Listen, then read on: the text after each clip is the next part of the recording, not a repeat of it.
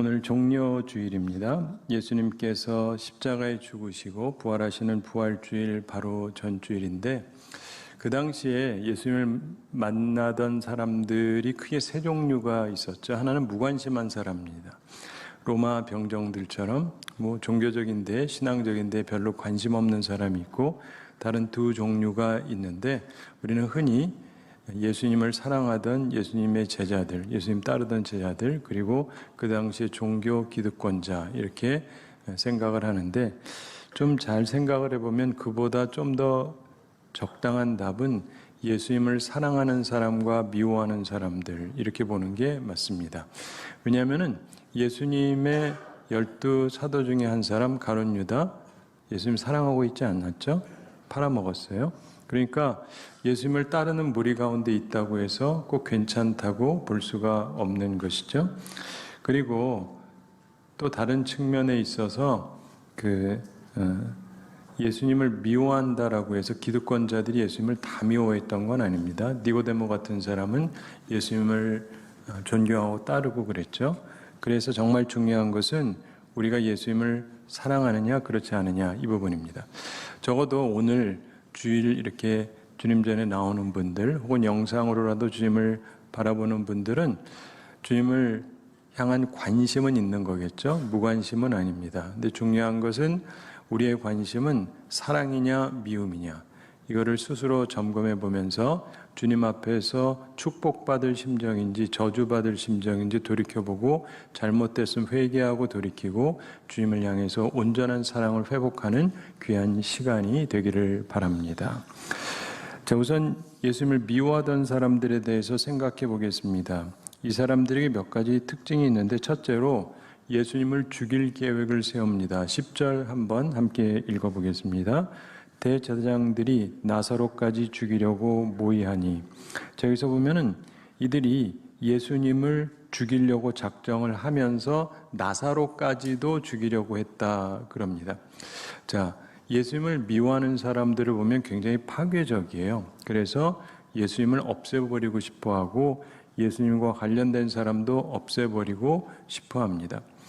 두 번째, 이들이 가지고 있었던 문제는 가지고 있었던 특징은 예수님을 해롭게 여겼다는 거예요. 왜냐하면 예수님을 사람들이 믿고 따르기 때문에 그랬던 것인데, 한번 11절 읽어보겠습니다. 나사로 때문에 많은 유대인이 가서 예수를 믿음이로라. 아멘. 이 요한복음에서만 나사로가 살아나는 사건이 나와요. 그래서 여기에서만 좀 특별한 설명이 나오는데, 예수님을 죽이고 싶었던 또 다른 이유 중에 하나가 나사로 때문이고, 나사로 때문에 사람들이 예수님을 엄청나게 믿었다는 거예요. 그런데 그러기 때문에 예수님을 믿는 게 기분이 나빴고, 그 다음에 예수님을 따르는 게 기분이 나빴습니다. 19절에 나오는데 19절 함께 읽어보겠습니다. 바리새인들이 서로 말하되 볼지어다 너희 하는 일이 쓸데없다. 보라 온 세상이 그를 따르는도다 하니라. 아멘. 자, 이들이 예수님을 해롭게 본 이유가 바로 예수님을 믿고 따르기 때문이야. 자기들을 믿고 따르는 게 아니라 예수님을 믿고 따르니까 해롭게 여겼던 것입니다.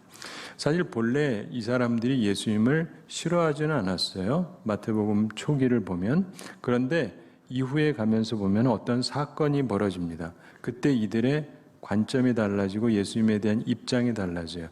여러분도 이걸 잘 생각하셔야 돼요. 교회 다녀요. 하나님에 대한 관심이 있어요. 좋은 마음이 있었어요. 그런데 어떤 사건에 내가 삐딱해지기 시작을 해요. 어떤 사건을 보면서. 이게 위험한 거예요. 예를 들면 제자들이 안식일에 이삭 잘라 먹는 걸 보고 이들이 기분이 나빴습니다. 그리고 안식일에 회당에서 손 마른 사람을 고치는 걸 보고 미워서 죽이기로 그때부터 작정을 해요. 어떤 사건을 보면서 글쎄 우리가 보기엔 그리 화날 일이 아닌 것 같은데, 근데 자기들의 관점에서 볼 때 이게 죽일 짓인 거예요. 사랑하는 성도 여러분, 우리들이 믿음 생활하다 보면은요, 이런 일이 생길 수가 있어요. 내가 나쁜 계획을 하고 파괴적인 생각을 하는데, 이유가 뭐냐면 사실은 하나님이 보낸 그분을 사람들이 믿고 따르는 게 기분 나빠가지고 해롭게 여겨져서 없애버리고 싶을 수가 있다. 이런 걸 우리가 조심해야 되는 것입니다. 세 번째, 예수님 미워하는 사람들의 특징이 있습니다. 그들이 원하는 대로 돼요. 성공합니다. 참 이상한 말 하죠, 제가. 근데 여러분 잘 아시는 대로 그들이 예수님 죽이고 싶었던 거 아시죠? 돌아가신 거 아시죠? 그럼 성공한 거잖아요, 자기들 입장에선. 그렇죠? 이율배반적인 말처럼 들리겠지만은 세상이 그렇게 돌아갈 때가 의외로 많습니다. 나쁜 사람들이 나쁜 마음을 품고 파괴적인 생각을 하고 별거 아닌 거 가지고 시비 걸면서 못된 짓을 하는데 또 성공을 해요. 참 이상하다니까요. 예수님께서 처참하게 십자가에서 돌아가시죠. 그들이 원하는 대로 그들의 계획대로 됐습니다. 적어도 표면적으로는 그래요. 그래서 우리들이 주님의 사람들로서 세상 돌아가는 걸 볼 때 깨달아야 되는 게 그겁니다. 악한 사람들의 계획도요, 때로는 성공하는 것처럼 보일 때가 있습니다. 최종적으로 무너질 뿐이죠. 그들이 소망하는 게 이루어져요. 그럼 참 이상하다는 생각이 듭니다. 하나님이 계시는데 어떻게 이런 일이 벌어지나. 그런데 그것도 하나님의 계획의 일부분이에요. 정말 살아가면서 보면 예수님의 십자가를 보면서 하나님의 계획은 참으로 인간하고 다르다는 것을 느끼게 됩니다. 하나님께서 하시는 일을 보면은요, 정말 예측 불허입니다. 꽤 알 것 같은데 하나님 하시는 일을 보면 정말 신기해요. 나중에 가서 보면 어떻게 이걸 이렇게 만드시나. 그러한 것을 우리가 보면서 하나님께서 최종적으로는 하나님의 섭리로 아름답게 만드시는 걸 알게 되지만 그 과정에서 보면은 사실은 좀 이상해 보일 때도 있어요. 근데 그걸 너무 이상하게만 보지 마시기 바랍니다. 어쨌든 예수님 미워하던 사람들 죽이고 싶어하고 해롭게 여기고 결국 제거하려고 하는데 그 주간에 성공을 하죠. 자기들 입장에서. 그런데 그 결과가 있습니다. 결과가 뭐냐? 예수님이 다시 살아나시지 않습니까? 부활하세요. 그리고 그들이 정말로 두려워하던 일들이 발생을 합니다. 자기들이 그렇게 아끼고 사랑했던 자기들의 성전이 무너져요. 그리고 자기들의 나라가 무너집니다. 그리고 자기들이 다 흩어져요. 자기 후손들이 다 흩어져서 1900년 동안 근 2000년 가까이 나라를 이루지 못하고 살아가게 됩니다.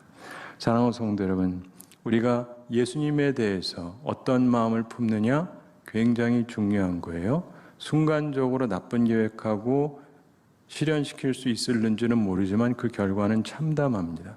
나쁜 생각 버리시기 바랍니다.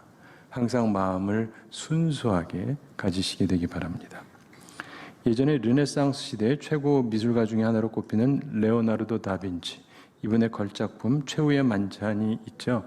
그거를 그릴 때 그가 동료 중에 한 사람하고 심한 싸움을 했답니다.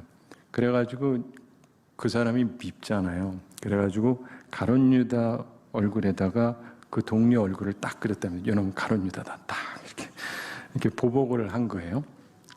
그리고 나서 이제 중앙에 예수님을 그려야 되는데, 근데 이 만족스러운 얼굴이 좀 나오지를 않습니다.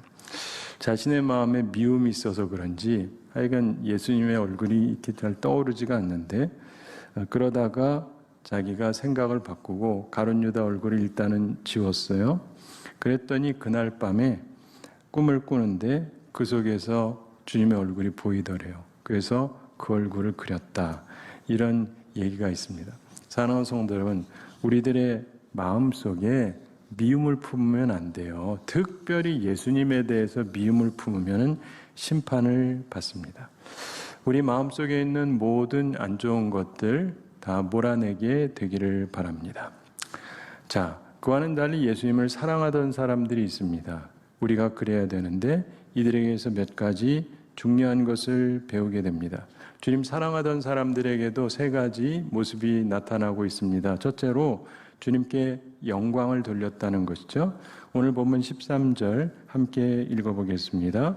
종려나무 가지를 가지고 맞으러 나가 외치되 호산나 찬송하리로다. 주의 이름으로 오시느니 곧 이스라엘의 왕이시여 하더라. 아멘. 호산나는 우리를 구원하소서 이런 뜻입니다. 사람들이 예수님을 향해서 우리를 구원하소서 이렇게 외치면서 이스라엘의 왕이시여. 이렇게 예수님을 높입니다. 최고의 영광을 돌려드리는 것이죠. 사랑하는 성도 여러분, 우리도 주님께 항상 영광을 돌려야 됩니다. 우리들의 마음의 모든 자세가 내가 원하는 것, 나 즐거운 것, 이런 것에만 집중하는 것이 아니고 정말 주님께 영광 돌리려고 애를 써야 되는 것입니다. 우리 기독교에서 전통적으로 이 무렵이 되면 사순절, 고난주간 이때가 되면 주님의 일에 집중을 했죠. 그래서 항상 말씀과 기도에 집중을 하고 그때는 즐기는 일도 안 하고 결혼도 안 하고 그러면서 하나님 앞에서 온전하게 주님 영광 돌리는데 모든 총력을 기울였습니다. 여러분들의 관심은 어디에 주로 있습니까?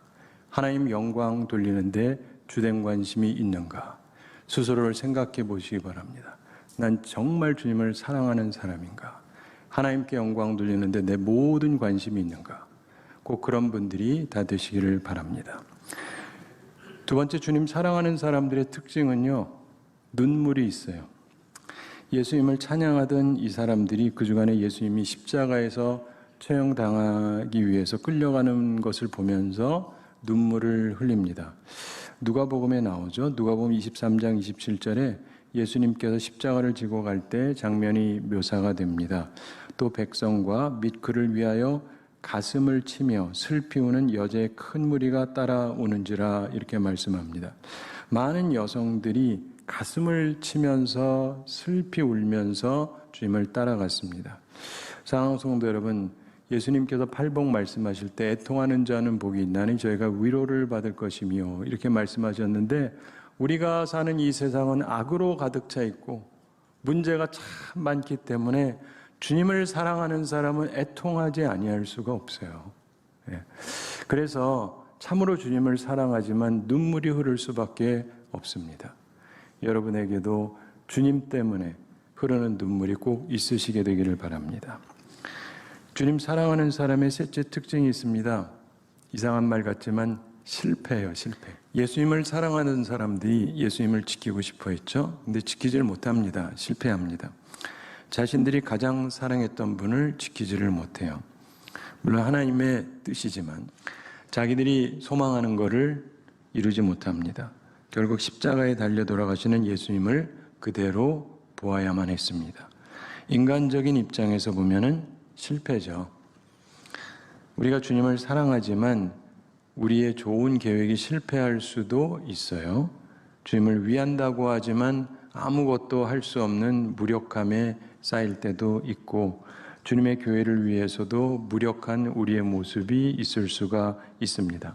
어쩔 수 없는 우리의 연약함, 이런 것이 있을 수가 있습니다. 그래서 주님을 사랑하는 사람들도 많은 경우에 표면적으로는 실패자예요. 그러나 사랑하는 성도 여러분, 참으로 중요한 것은 하나님께서는 주님을 사랑하는 사람들의 눈물을 씻어주시죠. 천국에 가면 우리의 눈물을 씻어주시고 이 땅에서도 우리를 위로해 주십니다. 또한 우리의 표면적인 실패는 그걸로 끝이 아니죠. 역전승을 위한 표면적인 패배에 불과한 것입니다. 우리 주님께서 결국 부활하시지 않습니까? 그걸 기억해야 됩니다. 우리는 복음을 믿는 사람들이죠. 여러분, 우리가 오늘날 잘 생각해야 되는 게 있습니다. 그리스도인의 삶은 승리의 삶이 돼야 되죠. 이걸 오해하는 분들이 있어요. 그러니까 승리합시다. 맞아요. 승리해야죠. 그러니까 이 얘기는 아무런 패배가 없다는 뜻이 아닌데 사람들이 그러니까 우리 승리합시다. 예? 작정하고 승리합시다. 뭐 어떤 면에서는 그것도 맞기도 하지만 어떤 면에서는 우리가 결코 이길 수가 없는 게 있어요. 그때 어떻게 해야 되는지 아세요? 그냥 져야 돼요. 죽을 수밖에 없습니다. 십자가를 지는 거예요. 그런데 중요한 건 우리가 패배하고 우리가 죽으면 하나님께서 살리신다. 이게 부활의 신앙이에요. 내가 싸워 이긴다가 아니라 나는 주님을 위해서 죽는다. 패배한다. 그런데 하나님께서 나를 살리실 것이다. 이게 부활의 신앙이에요. 인본주의적으로 나가지 마세요. 내가 싸우고 쟁취하겠다가 아니라 하나님의 일을 위해서 나는 마땅히 죽어도 상관이 없다. 대신 그러면 하나님이 우리를 부활케 하시는 거예요. 역전승. 이걸 정확하게 이해하시고 부활의 신앙으로 온전히 승리하는 우리 모두가 되기를 바랍니다. 특별히 오늘 말씀을 마치기에 앞서서 가장 아름다운 장면이 1절부터 8절에 나오는데 그 부분을 잠시 우리가 살펴볼 필요가 있습니다. 예수님에게 가장 귀한 사랑을 드린 여인 이 마리아, 예수님에게 가장 비참한 어려움이 따르게 되는데 이때 예수님을 진정으로 위로했던 한 여인이 있었던 것이죠. 1절에 보시면은 6월절 엿새 전에 예수께서 베다니에 이르시니 이곳은 예수께서 죽은 자 가운데서 살리신 나사로가 있는 곳이라 이렇게 말씀합니다. 예수님 돌아가시기 얼마 안 남은 날이죠. 일주일이 채 안 됩니다. 2절에 보시면 거기서 예수를 위하여 잔치할새 마르다는 일을 하고 나사로는 예수와 함께 앉은 자 중에 있더라. 예수님을 위해서 잔치를 하고 있었습니다. 3절이 중요한데 3절 함께 읽어보겠습니다. 마리아는 지극히 비싼 향유 곧 순전한 나드 한 근을 가져다가 예수의 발에 붓고 자기 머리털로 그의 발을 닦으니 향유 냄새가 집에 가득하더라. 아멘. 마리아는 지극히 비싼 향유 순전한 나드 한 근을 가져다가, 여러분 이것은 예전에 여성들이 시집 가려고 할 때 준비하는 거였다 이렇게 흔히들 생각을 해요. 이게 오늘날 돈으로 환산하자면 수천만 원에 해당하는 것입니다. 이것을 자기가 쓸 수도 있고 팔아서 쓸 수도 있고 그런데 이거를 자신이 준비했던 것인데 이걸 가져다가 예수님을 위해서 씁니다. 본래 이거는요, 여러분 모든 향수를 갖고 있는 분 아십니다만은 본래 조금씩 뿌리는 거지 한꺼번에 뿌리는 사람 아무도 없습니다. 향수 그렇게 쓰는 거 아닌 거는 다 아시잖아요. 근데 이게 뭐냐면 수천만 원에 해당하는 거를 그냥 순식간에 날려버리는 거예요. 전 이걸 뭐라 그러냐면 낭비라고 봅니다. 근데 그게 뭐냐? 사랑이다. 사랑은요, 낭비할 줄 아는 게 사랑이에요. 부모님들이 자식들 위해서 하는 희생과 헌신이 뭡니까?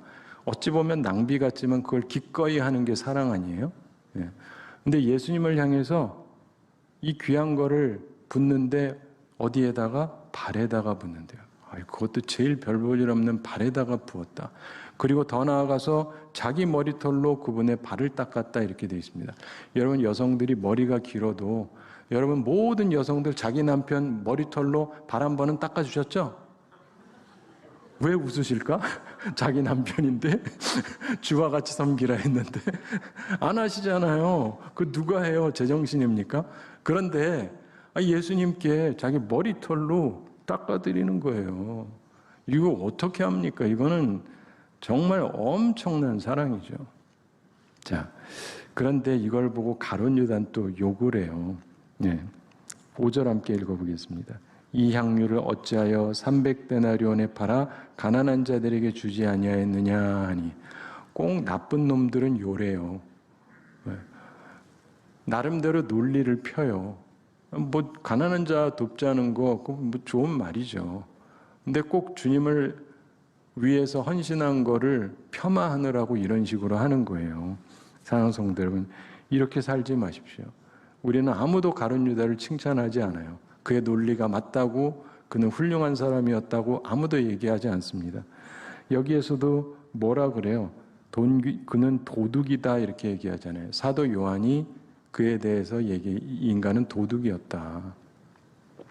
사랑하는 성도 여러분, 우리가 예수님께 가장 귀한 사랑을 드려야 됩니다.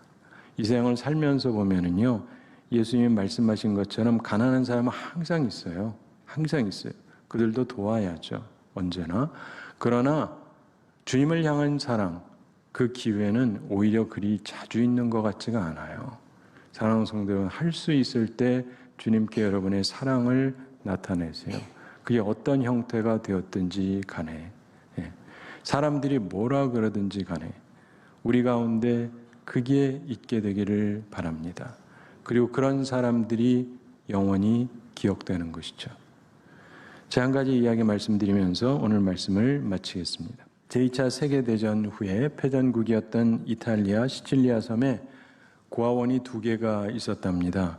근데 좀 차이가 많이 나는 고아원인데, 한 곳은 이 연합군하고 결연이 되어 있어가지고 시설도 잘 만들었고 음식도 잘 공급해주고 영양가 있는 음식이 잘 공급이 되는데, 다른 한쪽은 저 산 넘어 가지고 있는데 시설도 아주 안 좋아서 비바람도 제대로 잘 막지도 못하고, 그리고 먹을 것도 거의 없어가지고 공급이 잘 안 되는 거예요. 분유도 제대로 없고. 그런데 이상한 건 뭐냐면 이 시설 좋고 잘 먹는 데에서 오히려 애들이 많이 죽고 저쪽에서 잘 안 죽는 거예요. 시설 잘 돼 있고 음식도 좋은 데서 죽는 영아들의 사망률이 60%가 더 높은 거예요. 그래가지고 학자들이 관심을 갖습니다. 도대체 무슨 차이지? 그래가지고 조사를 해봤답니다. 그리고는 그 이유를 찾아봤는데 특이한 이유가 하나 있었어요. 다른 게 아니고 어떤 한 여성이 있었는데 이분이 전쟁 중에 애가 셋 있는데 셋을 다 잃었대요. 그래가지고는 실성을 한 거예요. 정신을 잃고는 여기저기 돌아다니다가 그 시설 나쁜 고아원 쪽에 어떻게 간 거예요. 거기 가서 보니까 고아들이잖아요. 근데 엄마가 없는 애들이죠. 이게 자기 아이인 걸로 착각을 한 거예요. 자기 아이로 알아가지고 막 이렇게 안아주고 돌봐주고 뭐 이렇게 계속 했다는 겁니다. 그러면서 이분이 몇 년 동안 거기서 그러고 있었는데 그게 계기가 되어가지고 얘들이 이렇게 건강하게 잘 자랐다는 거예요. 그래서 학자들이 보면서 이 어머니의 품, 어머니의 사랑, 이게 중요하다, 이걸 깨닫게 되었고, 고아원에서 사랑의 손길을 주는 어머니 대신 해주는 대모, 이게 꼭 필요하다, 이런 것을 알게 되었다는 것입니다. 사랑하는 성도 여러분, 우리가 종료주일이고 이제 부활주일을 맞습니다. 정말 우리는 주님을 향해서 어떤 마음을 갖고 있는가를 한번 잘 가다듬어 보시면서 부활주일을 맞이하시게 되기 바랍니다. 참으로 사랑의 마음을 품게 되기를 원합니다. 그 당시에 대제사장들, 장로들, 교회 지도자들은 예수님을 미워하고 있었어요. 심지어 예수님과 가장 가까이 있었던 가룟 유다도 사실은 예수님을 해롭게 여기고 팔아먹었어요. 그러나 이 한 여인은 주님을 향해서 온전한 사랑을 보였죠. 그리고 그 여인이 지금까지 우리들에게 알려지고 있습니다. 우리들은 주님을 향해서 어떤 마음을 품고 있는가? 우리들도 주님을 향해서 온전한 사랑의 마음을 품게 되기를 원합니다. 그래서 우리들을 주님께서 기쁘게 받으시고 또 우리가 역사에 남는 귀한 주님의 사람들로서 살게 되기를 우리 주님의 이름으로 축원합니다.